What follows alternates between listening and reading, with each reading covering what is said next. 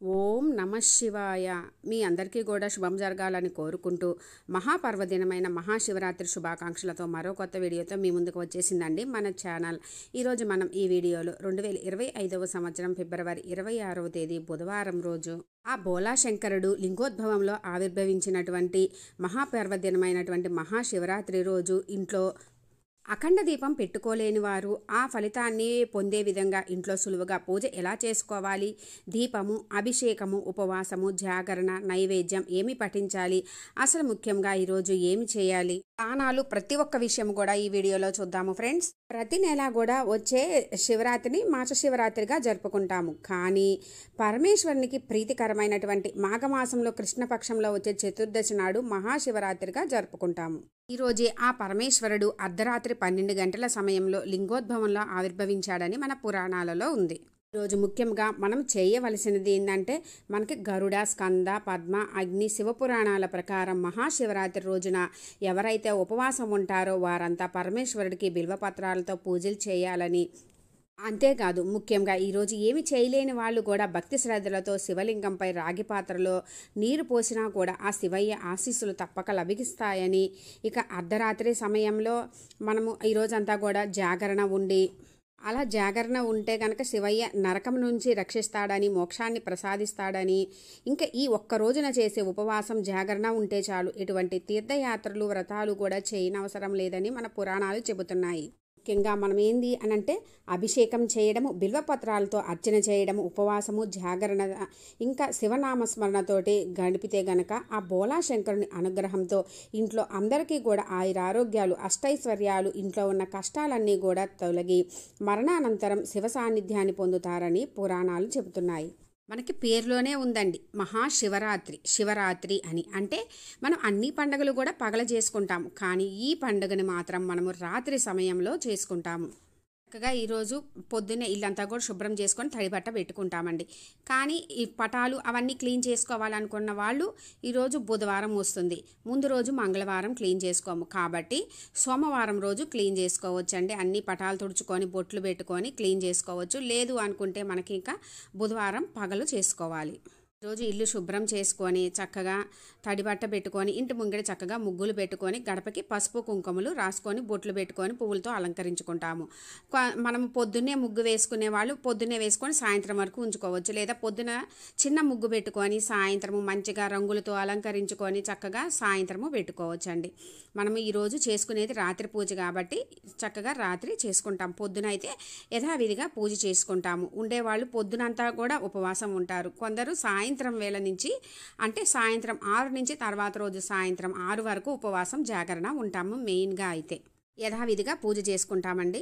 ఇక సాయంత్రం మనం ఈరోజు తలస్నానం చేస్తాం కదా, సాయంత్రం చక్కగా ఇల్లు శుభ్రం చేసుకొని, మనము పొద్దున తలస్నానం చేసిన వాళ్ళు సాయంత్రం చేయాలా అంటారు. వాష్రూమ్కి అలా వెళ్ళిన వాళ్ళు మాత్రమే సాయంత్రం కూడా తలస్నానం చేస్తాము. చక్కగా మనము పూజా రూమ్లో చేయాలి అనుకుంటే పూజా రూమ్లో, లేదు అనుకుంటే విడిగా ప్రతిష్ఠించి చేయాలి అనుకున్న వాళ్ళు విడిగా చేసుకుంటారండి. నేనైతే పూజా రూమ్లోనే చేసుకుంటున్నాను. చక్కగా శివపార్వతులు ఉన్న ఫోటో పెట్టుకోండి. లేదు శివపార్వతులు, కుమారస్వామి, ఆ గణనాథుడు కలిసి ఉన్న ఫోటో ఉంటే ఇంకా మంచిదండి. ఆ పరమేశ్వరుడికి కుటుంబం అంటే చాలా ప్రీతి, అందుకని అలా పెట్టుకున్నా మంచిది. ఇంట్లో శివలింగం ఉంటే శివలింగంతో చక్కగా అభిషేకం చేసుకుంటాము. ఒకవేళ శివలింగం లేకపోతే కనుక మనము కొంతమంది అన్నంతో శివలింగం చేసుకుంటారు, లేదా ఐస్ క్యూబ్స్ తోటి శివలింగం చేసి పెట్టుకుంటారు. ఇంకా మనకి అది కూడా కుదరదు అనుకుంటే ఆ ఫోటో ముందే చక్కగా తమలపాకు పెట్టుకొని కూడా చక్కగా చేసుకోవచ్చు. అయినా ఈరోజు అభిషేకం పాల్గొన్నా, చూసినా కానీ, చేసుకున్నా కానీ విశేష ఫలితాలు కలుగుతాయి. చక్కగా పూజకు కావాల్సిన అన్నీ కూడా సిద్ధం చేసుకోవాలి. పూజకు కావాల్సిన అన్నీ కూడా చక్కగా సిద్ధం చేసుకొని దీపానికి అన్నీ అలంకరించుకోవాలి. అఖండ దీపం పెట్టుకునే వాళ్ళు మట్టి ప్రమిదలు పెట్టుకొని చేసుకొని కొన్ని నియమాలు అయితే తప్పనిసరిగా పాటించాలి. అలా ఎలా చేసుకోవాలనేది క్లియర్గా నేను అప్లోడ్ చేసిన వీడియో ఉంది ఫ్రెండ్స్, అది డిస్క్రిప్షన్ అండ్ స్క్రీన్స్లో ఇస్తాను, ఇంట్రెస్ట్ ఉంటే విజిట్ చేయండి. కానీ అఖండ దీపం పెట్టుకోవాలి కుదరదు, కానీ దీపం రాత్రంతా వెలుగుతూ ఉండాలి, ఆ పరమేశ్వరుని అనుగ్రహం కలగాలి. 12 గంటల సమయంలో మనము అన్నీ చేయలేకపోయినా చక్కగా దీపం వెలుగుతూ ఉంటుంది. చేయలేని వాళ్ళైతే ఒకవేళ ఆ టైంలో లెగిసి దీపం వెలుగుతూ ఉంటుందండి. కొంచెం నీళ్లు ఆ సమయంలో మనం ఏం చేసినా చేయలేకపోయినా ఈరోజు ఆ సమయంలో మనము స్వామివారికి కొంచెం నీళ్లు సమర్పించినా కూడా మహాశివరాత్రి చేసిన సంపూర్ణ ఫలితం కలుగుతుందని చెబుతారండి. అందుకని ఆ దీపం వెలుగుతూ ఉంటే చక్కగా కొంచెం నీళ్లు సమర్పించి మళ్ళీ మనము చక్కగా హారతి ఇచ్చుకొని నమస్కరించుకొని ఓం నమఃశివాయ అనే పంచాక్షరి మంత్రాన్ని కానీ మనం కుదిరినంత ఏది చదువుకున్నా మంచిదండి. ఆ టైంలో అలా చేసినా కూడా మంచిది. అందుకే మనము రాత్రంతా కూడా జాగరణ దీపం అంటారు. అలా పెట్టి పొద్దున వరకు చూసుకుంటూ ఉంటాము. అలా చేయలేని వాళ్ళు చక్కగా కొబ్బరి దీపం పెట్టుకోవచ్చు, రుద్రాక్ష దీపం పెట్టుకోవచ్చు. ఇంకా ముఖ్యంగా మనము చూపిస్తున్నాను కదండి, అటువంటి ప్రమిద మనకి రాగి, ఇత్తడి, పంచలోహాలతో చేసినవి ఉంటాయండి. కొంచెం పెద్ద సైజు దొరుకుతాయి. మనం అటువంటి దీపాన్ని తీసుకొచ్చుకొని చక్కగా నిండా మనము ఆవు నెయ్యి కానీ నువ్వుల నూనె కానీ వేసుకొని ఉంచుకొని ఒకవేళ ఏదైనా తగ్గినట్టు అనిపిస్తే మధ్యలో మనం మళ్ళీ నూనె కానీ నెయ్యి కానీ కొంచెం వడ్డించుకుంటే సరిపోతుంది. ఈ దీపం పెట్టుకుంటే మళ్ళీ మనము అయ్యో కొండెక్కింది ఇటువంటి ఏమీ మనసులో ఇటువంటి గిలి లేకుండా కానీ చూసుకుంటా ఉండి తెల్లారి వరకు వెలుగుతూ ఉందనుకోండి, మనకి కూడా ఇంట్లో దీపం వెలుగుతూ ఉంది, మహాశివరాత్రి రోజు అఖండ దీపం పెట్టుకున్న సంతృప్తి కలుగుతుంది. చక్కగా దీపానికి అన్నీ కూడా సిద్ధం చేసుకొని కింద అయితే తమలపాకులు పెట్టుకున్నానండి, లేదంటే వెండి ప్లేట్లు కానీ ఏదైనా సరే పెట్టుకోవచ్చు. పూజకి పువ్వులు అన్నీ కూడా సిద్ధం చేసుకోవాలి. సిద్ధం చేసుకొని చక్కగా తండ్రి, ఈ మహాశివరాత్రి పర్వదినం రోజు నీ అనుగ్రహంతో ఈ ఉపవాసము జాగరణ చేసి నీ యొక్క అనుగ్రహంతో అంటే భక్తి శ్రద్ధలతో మనస్ఫూర్తిగా చేసుకునే భాగ్యాన్ని ప్రసాదించు తండ్రి, నీ అనుగ్రహం ప్రసాదించు అని చెప్పి చక్కగా నమస్కరించుకొని దీపం వెలిగించుకోవాలి. ముందుగా అయితే మనము ఎప్పుడు చేసుకునే వెండి కానీ రాగి కానీ పెట్టుకుంటాం కదండి, ఆ దీపాలు వెలిగించుకొని ఆ తర్వాత మనము అఖండ దీపం అయినా కానీ ఏ దీపం అయినా సరే వెలిగించుకోవాలి. ఇప్పుడు ముందుగా ఆ గణపతికి తండ్రి ఎటువంటి విఘ్నాలు లేకుండా ఈ పూజ చేసుకునే అనుగ్రహం ప్రసాదించమని చెప్పి మనం ఏ పూజలు చేసినా ముందుగా ప్రథమ పూజలైన గణనాథుని పూజించిందే ఏమి చేయం కదండి. అందుకని గణనాథునికి చక్కగా పువ్వులు అక్షింతలతోటి షోడశోపచార పూజ చేసుకొని స్వామివారి అష్టోత్తరం చదువుకొని చక్కగా పూజ చేసుకున్న తర్వాత స్వామివారికి దీపం చూపించి ఏదైనా ఫ్రూట్ కానీ ఏదో ఒకటి అయితే మనం అక్కడ పెట్టుకోవాలండి, లేదా చిన్న బెల్లం ముక్క అయినా సరే పెట్టుకోవాలి. ఇంకా మనము అభిషేకం చేసుకుంటాం. అభిషేకం చేసుకునేటప్పుడు చక్కగా వెండి ప్లేట్ కానీ రాగి, ఇత్తడి ఏదైనా సరే ప్లేట్ తీసుకొని తమలపాకు పెట్టుకోవాలండి. తమలపాకు పెట్టుకొని అందులో శివుడు అంటే మనకి తెలిసిందే కదండి, శ్రీ మహావిష్ణువు అలంకార ప్రియుడు, శివుడు అభిషేక ప్రియుడు. కాసిని నీళ్లు లింగంపై పోస్తేనే సంతోషించే సకల ఐశ్వర్యాలను ఆ పరమేశ్వరుడు అనుగ్రహిస్తాడు. అసలు మనందరికీ తెలిసిందేనండి, శివలింగంపై కాసి నీళ్లు సమర్పించి అభిషేకం చేసి మారేడు బిల్వ దళాలను ఆయన శిరస్సుపై ఉంచి పూజ చేస్తే వారి ఇంటిలో అభిష్టాలు నెరవేరి సకల ఐశ్వర్యాలు సమకూర్చడమే కాకుండా అంటే దేవతా వృక్షమైన కల్పవృక్షము ఆ ఇంటి ఆవరణలో మల్లె చెట్టులాగా ఉంటుందట అని మన పురాణాలు చెప్తాయి. అంత విశేషం అండి అభిషేకంకి. చక్కగా ముందుగా నీటితోటి శుద్ధి చేసుకోవాలండి. నీటితోటి శుద్ధి చేసుకున్న తర్వాత ఆవు పాలతోటి, ఆ తర్వాత పెరుగు, నెయ్యి, తేనె, చక్కెర ఇలా పంచామృతాలతోటి అభిషేకం చేసుకుంటాము. ఇంకా కుదిరిన వాళ్ళు చెరుకు రసము, ఇంకా మనకి బిల్వ పత్రాలతోటి, విభూతితోటి, ఇంకా మనకి నారికేళంతో, కుదిరినన్ని పండ్ల రసాలతోటి, ముఖ్యంగా అయితే అభిషేకం ఎలా చేసుకోవాలి, ఏమి ఫలితాలు కలుగుతాయి క్లియర్గా నేను అప్లోడ్ చేసిన వీడియో కూడా ఉంది ఫ్రెండ్స్. ఈరోజు మనం కుదిరితే ఎన్ని వాటిలతో అయినా అభిషేకం చేసుకోవచ్చండి. ఇంకా ముఖ్యంగా అన్నాభిషేకం కూడా చేసుకుంటారు. ఆవు పాలతోటి సర్వ సౌఖ్యాలు, ఆవు పెరుగు ఆరోగ్యము, బలము, నెయ్యితోటి ఐశ్వర్యాభివృద్ధి, తేనెతోటి తేజోవృద్ధి, పంచదారతోటి దుఃఖనాశనము, ఆకర్షణ, ఇంకా మనము విభూతితోటి కోటి రెట్ల ఫలితము లభిస్తుంది. ఇలా ఒక్కొక్క దాంతో ఒక్కొక్క ఉంటుందండి. అదంతా క్లియర్గా చూడండి. నేను నీటిలోనే బిల్వదళాలు వేసుకొని కూడా అభిషేకం చేసుకుంటున్నానండి. అభిషేకం అయిన తర్వాత చక్కగా మనము ఒకసారి హారతి ఇచ్చుకోవాలి. హారతి ఇచ్చుకున్న తర్వాత నీటితోటి శుద్ధి చేసుకొని చక్కగా తుడుచుకొని విభూతి కుంకుమలతోటి స్వామివారిని చక్కగా అలంకరించుకోవాలి.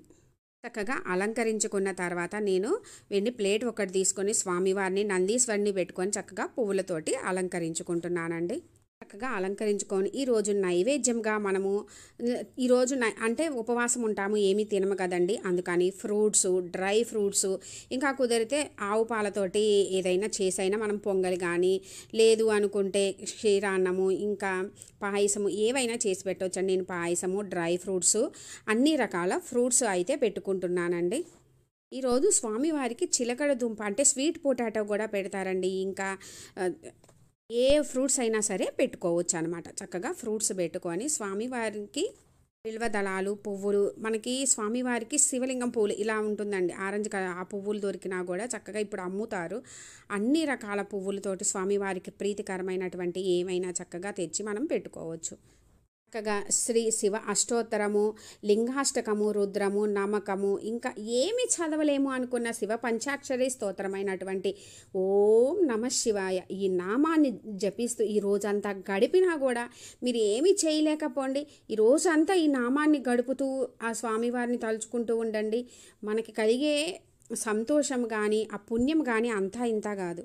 చక్కగా పువ్వులు అక్షింతలతోటి అన్నీ చదువుకుంటూ మనం పెట్టుకున్న దీపానికి కూడా పువ్వులతోటి అక్షింతలతోటి కూడా పూజ చేసుకోవాలి. ఉపవాసం ఉండేవాళ్ళు ఉంటారు కదండి, తెల్లారు 6 వరకు ఉంటారు, జాగరణ కూడా 6 వరకు ఉంటారు. అలాంటి వాళ్ళు చక్కగా ఆ సమయంలో స్వామివారికి సంబంధించినవి చదువుకోవాలి. ఉపవాసం ఉన్నవాళ్ళు అంటే కటిక ఉపవాసం ఉండేవాళ్ళు ఉంటారండి, అసలు ఉండలేరు, అంత ఉండలేమో అనుకున్న వాళ్ళు ఏదైనా సరే చెరుకు రసము, కొబ్బరి నీళ్ళు, ఏమన్నా ఫ్రూట్స్ కానీ అలా తీసుకోవచ్చు. ఉండగలిగిన వాళ్ళు చక్కగా ఉంటే మంచిదండి, ఉండలేని వాళ్ళు ఏ ఫ్రూట్స్, జ్యూసులు అలా తీసుకోవచ్చు. ఇంకా ముఖ్యంగా రాత్రి అంతా జాగరణ ఉంటాము. జాగరణ అంటే ఏదో టీవీలో ఏదో చూస్తాం అట్లా కాదండి, స్వామివారి నామాన్ని ఉచ్చరిస్తూ గడపడము, లేదా స్వామివారికి సంబంధించినవి పెట్టుకొని వింటూ కళ్ళు మూసుకొని స్వామివారి నమస్కారం చేసుకొని రోజంతా ఉండండి మంచిది. ఇంకా ఆలయాల్లో అయితే రాత్రంతా కూడా అభిషేకాలు, స్వామివారి అంటే హరికథలని, బుర్ర కథలని, ఇంకా ఏ స్వామివారికి సంబంధించినవి ఏయో జరుగుతూనే ఉంటాయి. అవి చూడండి, అభిషేకాలు జరుగుతాయి, వెళ్ళి కూర్చొని చూస్తూ ఉండండి మంచిది. మీరు చేసుకోలేకపోయినా కూడా లేదా పాల్గొనలేకపోయినా చూస్తూ ఉండండి చాలు. రాత్రి అంతా కూడా ఈ శివరాత్రి అంటేనే 4 జాములు సమయాలు ఉంటాయండి. అవి ఏంటి, ఎప్పుడు, ఏంది అనేది క్లియర్గా నేను అప్లోడ్ చేసిన వీడియో కూడా ఉంది ఫ్రెండ్స్. ఆ 4 జాములు సమయాలు చేయలేని వాళ్ళు అర్ధరాత్రి చేసుకున్నా కూడా మంచిది. ఈ 4 జాముల్లో అభిషేకాలు, రుద్రాభిషేకాలు చేసుకుంటాము. అందుకే మనకు అనేది శివరాత్రి అంటేనే రాత్రి పూజ అనేది, అందుకే అర్ధరాత్రి సమయంలో చేసుకుంటాము. చక్కగా ఇప్పుడు ధూపం వేసుకోండి, ధూపదీప నైవేద్యాలు సమర్పించుకొని చక్కగా కొబ్బరికాయ కొట్టుకోవాలండి. ఈరోజు తప్పకుండా అయితే కొబ్బరికాయ కొట్టాలి. దీపం అంటే అఖండం పెట్టుకున్న వాళ్ళైతే అఖండం పెట్టే ముందే కొబ్బరికాయ కొట్టుకుంటాము. మామూలు మనం ఈ దీపాలు పెట్టుకొని రాత్రంతా వెలుగుతూ ఉండాలి అనుకునే వాళ్ళు లాస్ట్కి కొబ్బరికాయ కొట్టుకుంటాము. కొబ్బరికాయ కొట్టుకొని చక్కగా హారతి ఇచ్చుకోవాలి. కానీ మనం ఈ పూజ చేసుకునేటప్పుడు ఇంట్లో అందరూ కూడా ఒక దగ్గర ఉండి హారతి ఇచ్చేటప్పుడైనా సరే పెద్దగా ధ్వనిస్తూ ఓం నమ శివాయ, హర హర మహాదేవ శంభో శంకర హర పెద్దగా అనుకుంటూ ఇంట్లో అందరూ కూడా ఆ శంకరునికి వినిపించే విధంగా పెద్ద ధ్వనిస్తూ చక్కగా హారతి ఇచ్చిన తర్వాత చక్కగా ఇంట్లో అందరూ కూడా హారతి తీసుకోవాలి. మనం ఇంట్లో ఎంత చేసుకున్నా కూడా సాధ్యమైనంత వరకు కుదిరితే ఈరోజు తప్పకుండా అయితే ఆలయంకి వెళ్ళి ఆ శంకరుని దర్శనం చేసుకోవాలి. అక్కడ మనకి బయట కూడా శివలింగం పెట్టి ఉంటుందండి, అక్కడైనా సరే మనం నీటితోటైనా సరే స్వామివారికి అభిషేకం చేయవచ్చు. ఆలయంలో జరిగేటటువంటి ఏ కార్యక్రమం జరుగుతున్నా అందులో పాలు పంచుకున్నా కూడా మంచిది. మనం పూజ అయిన తర్వాత మనకి ఎన్ని జాములు కుదిరితే అన్ని జాములు కూడా స్వామివారిని అభిషేకాలు, పూజలు, నామస్మరణతోటి గడపవచ్చండి. మనము కుదిరితే మనకి మ్యాక్సిమం కుదిరితే అర్ధరాత్రి 12 గంటల సమయంలో చేసినా మనకి శివరాత్రి పుణ్యం లభిస్తుంది. ఇంకా పొద్దున్నే మనము జాగరణ ఉపవాసం ఉన్నవాళ్ళు ఇక తెల్లవారుజామున చక్కగా స్నానం చేసి పూజ చేసుకొని మనం వండుకున్నవన్నీ కూడా స్వామివారి దగ్గర పెట్టుకొని ఆలయ దర్శనం చేసుకొని మనకి ఆ రోజు శివరాత్రి మరుసటి రోజు అనమాట దానంగా ఆహారము, వస్త్రాలను, ఛత్రము మరియు పంతులు గారికి స్వయంపాక దానము ఇలాంటివి చేస్తే మంచిది. ఇంకా ముఖ్యంగా పేదవాళ్ళకి ఏమన్నా వాళ్ళకి అవసరానికి తగ్గ ఇచ్చినా కూడా మనకి అందులో వచ్చేది ఎండాకాలం కదండి, మనకి అందులో మహాశివరాత్రి అంటేనే శివ అంటూ చలికాలం వెళ్ళిపోతుంది అంటారు. మనకి జన్మతః శివరాత్రి అంటే జీవితంలో ఒక్కసారైనా సరే మన జీవితంలో శివరాత్రి చేయాలని కూడా మన పెద్దలు చెప్తారండి. అలాంటి విశేషమైన ఈ రోజు మనం చేసుకున్న తర్వాత ఆ ఎండాకాలం మొదలవుతుంది కాబట్టి ఎండాకాలంకి సంబంధించినవి ఏమైనా సరే పేదవాళ్ళకి దానం చేసినా మంచిది. చక్కగా ఇప్పుడు ఉపవాసం విడిచి మనము భుజించవచ్చు. ఈ పూజ వీళ్ళే చేసుకోవాలా వాళ్ళే చేసుకోవాలా అనే డౌట్ ఏం లేదండి, ఎవరైనా సరే మహాశివరాత్రి పూజని చక్కగా చేసుకోవచ్చు. పిల్ల పెద్ద ఎటువంటి తారతమ్యం అయితే ఉండదు. తెలిసిందే కదా ఫ్రెండ్స్, మహాశివరాత్రి పర్వదినం రోజు ఇంట్లో సులువుగా అఖండ దీపం పెట్టుకోలేని వాళ్ళు పూజ ఎలా చేసుకోవాలి అనేది, ఇంకా శివరాత్రి రోజు అభిషేకము మరియు అఖండం పెట్టుకొని దీపము సులువుగా పూజ ఎలా చేసుకోవాలి ఇవన్నీ కూడా క్లియర్గా నేను అప్లోడ్ చేసిన వీడియోస్ ఉన్నాయి ఫ్రెండ్స్, అండ్ డేట్ అండ్ టైంతో సహా. ఇవన్నీ కూడా ఎండ్ స్క్రీన్స్లో డిస్క్రిప్షన్లో ఇస్తాను, మీకు ఇంట్రెస్ట్ ఉంటే విజిట్ చేయండి. ఇలాగే చేయాలి అలాగే చేయాలి అనేది కాదు ఫ్రెండ్స్, ఏదైనా సరే భక్తి శ్రద్ధలతో మనస్ఫూర్తిగా మనం చేసుకోవడము అనేది ముఖ్యము. బోలాశంకరుడు లింగోద్భవంలో ఆవిర్భవించినటువంటి మహాపర్వదినమైనటువంటి మహాశివరాత్రి రోజు ఆ పరమేశ్వరుని భక్తి శ్రద్ధలతో మనస్ఫూర్తిగా పూజించుకొని సాధ్యమైనంత వరకు స్వామివారి నామాన్ని జపిస్తూ బోలాశంకరుని అనుగ్రహంతో మీకు అన్నింట విజయం చేకూరాలని కోరుకుంటున్నాను ఫ్రెండ్స్. Thanks for watching.